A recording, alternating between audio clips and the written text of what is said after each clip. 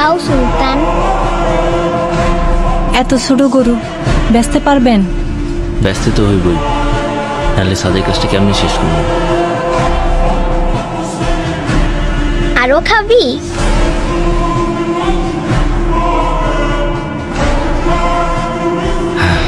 বাজান, তুমি সুলতানরে নিয়ে কই যাও? তোমার জন্যে ঈদের জামা আনতে শহরে যাই। সত্যি তো?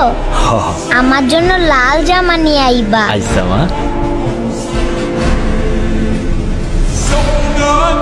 سأنادي ما بين الناس بجهادي بجهادي ولهيب حماسي سأنادي ভাই, এইটাই না ছোট গরু ছোট পিকাবে। ما بين الناس بجهادي بجهادي ولهيب জি না গরু নাম রাখছে সুলতান। وحكيد الغاشم وأجاهد مثل القاسم والخط حسيني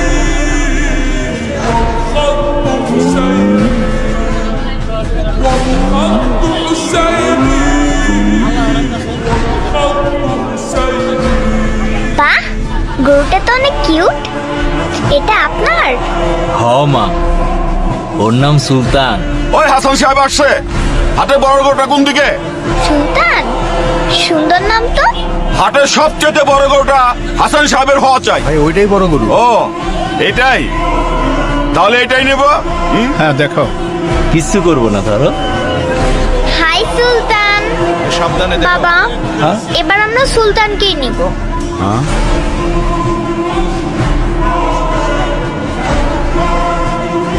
লিসা মামনি, এটা তো অনেক ছোট গরু।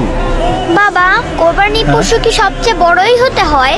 ছোট বড় তো বিষয় না, পছন্দের পশু কোরবানি দেওয়াই তো আসল কোরবানি, তাই না? হ্যাঁ তাই তো মামুনি।